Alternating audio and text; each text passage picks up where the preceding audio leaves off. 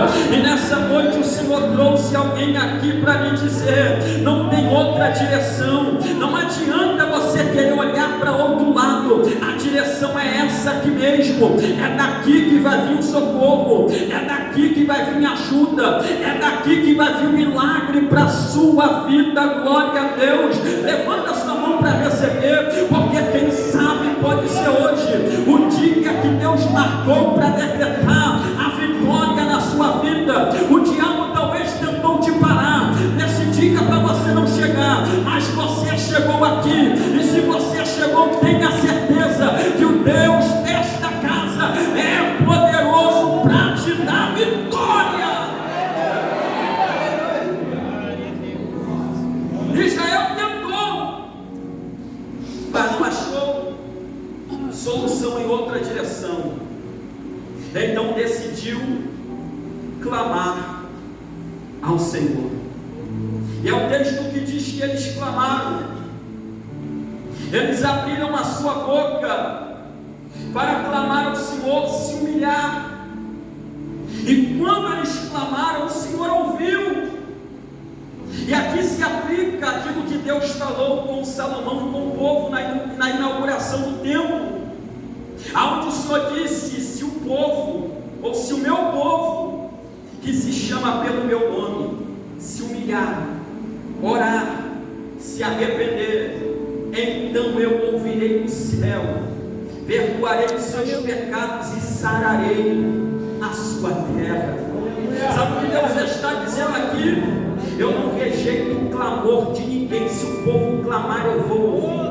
Aleluia. É por isso que ele diz através de Jeremias 33, versículo 3: clama a mim e responder-te-ei, e anunciar-te-ei coisas grandes e firmes que não sabes. Glória a Deus.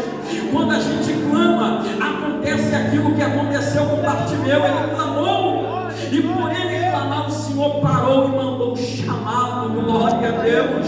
Não tem outro caminho, não tem outra direção, senão a presença do Senhor à sua casa. E se você abrir a sua boca para clamar a Deus, Ele vai te ouvir do céu e vai te dar vitória. Glória a Deus. Nessa noite o Senhor lhe trouxe aqui para lhe dizer: clama, não fica perdendo tempo reclamando. O tempo que você está reclamando do problema, você estaria clamando a Ele, e Ele te ouvindo para dar vitória.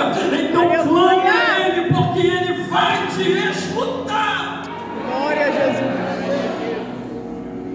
Eles clamaram e o Senhor ouviu, só que tudo é um tempo. Assim que o Senhor ouve, o Senhor não faz o que eles estavam precisando. Ele dá a resposta, mas não age de imediato para a libertação, porque há um tempo para clamar, há um tempo para o Senhor ouvir, há um tempo para a resposta chegar, e há um tempo de Ele agir para fazer o milagre. Tudo é um tempo, tudo são etapas.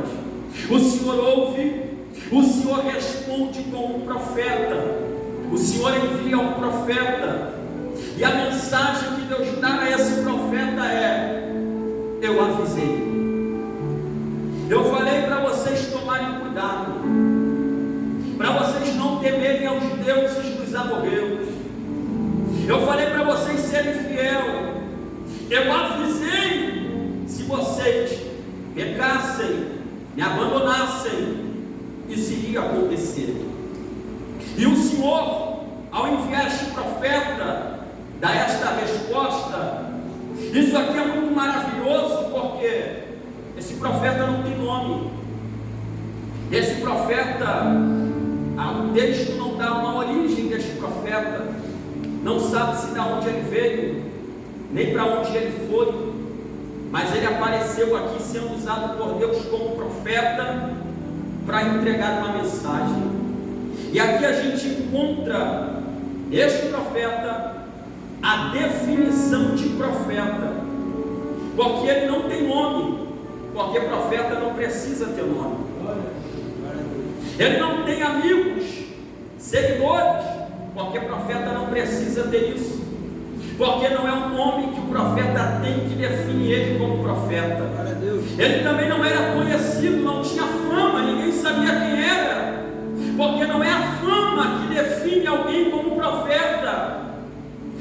que define alguém como profeta é o que ele tinha.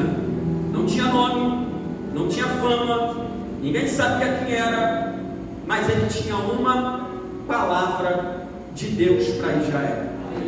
Porque o que define um profeta é a palavra que ele tem, é a palavra que ele carrega.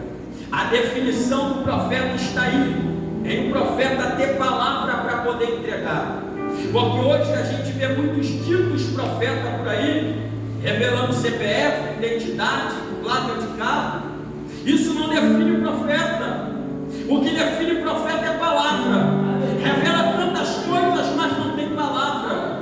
Tem tantas pessoas iludidas em live, para pessoas que se dizem profeta, revelando CPF e a troco de Pix, mas isso não define o profeta. O que define o profeta é palavra. Glória a Deus. O profeta precisa ter palavra. Não é que Deus revela, mas isso não é definição de profeta. Profeta de verdade tem palavra do Senhor. Glória a Deus. Eu louvo a Deus, pastor, porque aqui é um tempo grandioso para a palavra. Tem lugares aí que eu vou pregar em que dão 20 minutos, pastora, para poder pregar a palavra. 9 horas da noite é a hora que está passando para a palavra. Uma vez eu fui pregar, minha esposa estava comigo e o pastor falou: olha, a hora está avançada, o culto se alongou, deixa para pregar outro dia, dá 10 minutos aí de saudação. Irmão, a palavra é a coisa mais importante na nossa vida. É a palavra que liberta, é a palavra que transforma, é a palavra que cura, é a palavra que levanta. A palavra é espada, a palavra é martelo, a palavra é fogo, a palavra penetra na divisão da alma e do espírito, entre juntas e medula. E nessa noite Deus trouxe você aqui para me dizer: não abandone a palavra. Ela é bússola, ela é lâmpada para os seus pés, é luz para o seu caminho, ela é a direção que você precisa. O tudo que você precisa está na palavra. Aleluia! Ele não tinha nada, mas ele tinha a palavra. E ele entregou a palavra do jeito que Deus deu. Ele entregou para o povo. Aí o Senhor, após entregar a mensagem, vai olhar para Israel e vai procurar um para ele levantar. E ele vai encontrar um homem chamado Gideão. Gideão estava malhando o trigo no lagar. Gideão estava trabalhando para proteger aquilo que ele tinha, para levar o sustento para sua casa, para escapar da opressão dos inimigos. Se nós pegarmos os 12 juízes que o Senhor levantou dentro deste período aqui de aproximadamente 320 anos, todos eles estavam fazendo alguma coisa quando o Senhor os chamou. Se pegarmos Otiniel, Eude, Sangar, Débora, Gideão, Tola, Jair, Jefité, Ibizã, Elon, Abidão, Sansão, todos eles estavam servindo ao Senhor de alguma forma. E ali Gideão estava malhando o trigo no lagar. O Senhor aparece embaixo de um carvalho, vai chegar até Gideão e vai dizer para ele: o Senhor é contigo, vai nessa tua força, você vai livrar Israel, você vai libertar Israel. Ele ouve aquela palavra, de princípio ele vai duvidar, porque ele vai olhar para a sua incapacidade, talvez um complexo de inferioridade. Sou menor da minha casa é menor. Ele não vai acreditar muito no projeto que Deus estava dando a ele naquele dia. Só que aquilo que ele estava fazendo revela quem de fato ele era. Poderia ser o menor? Sim, mas ele estava fazendo aquilo que o maior não estava fazendo. A sua casa poderia ser a menor? Sim, mas a sua casa tinha o que as outras casas em Israel não tinham, porque ele estava fazendo alguma coisa no momento da crise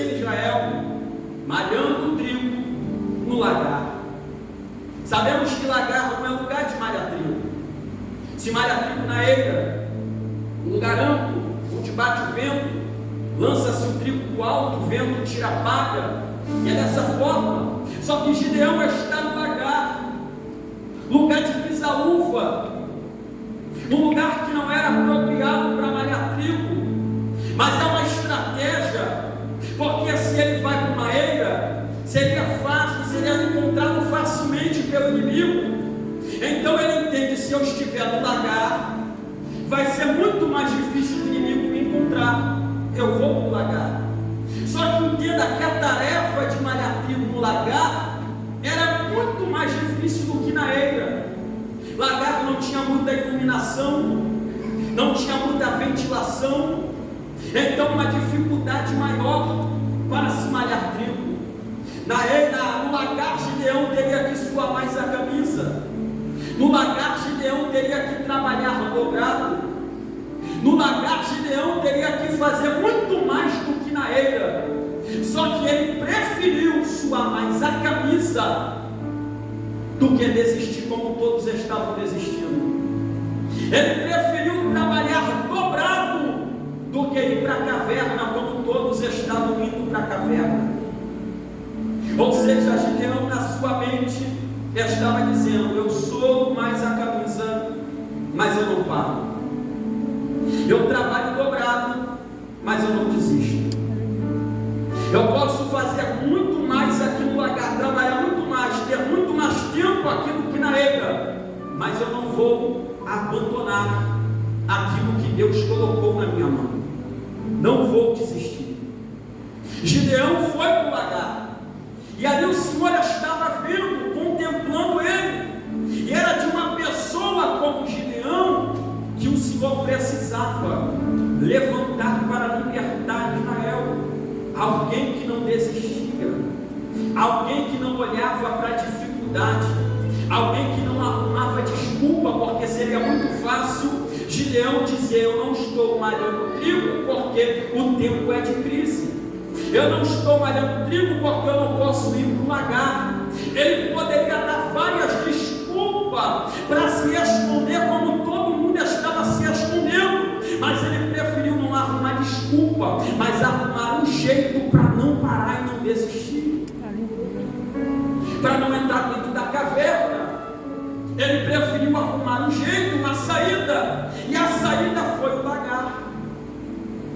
E é de pessoas assim que o Senhor está procurando, pessoas que não dão desculpa, mas que arrumam um jeito para poder fazer o que é preciso fazer.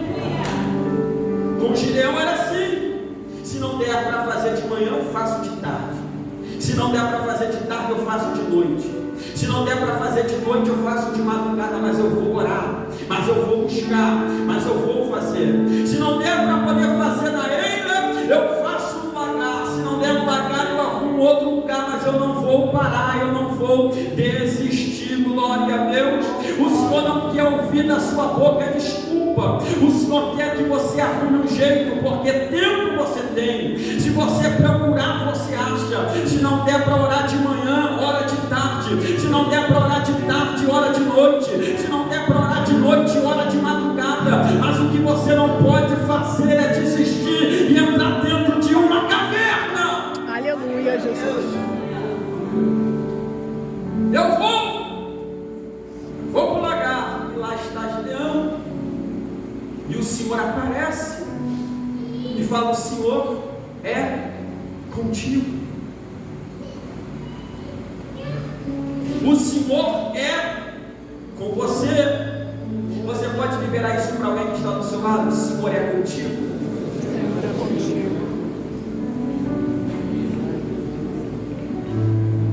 O Senhor é contigo.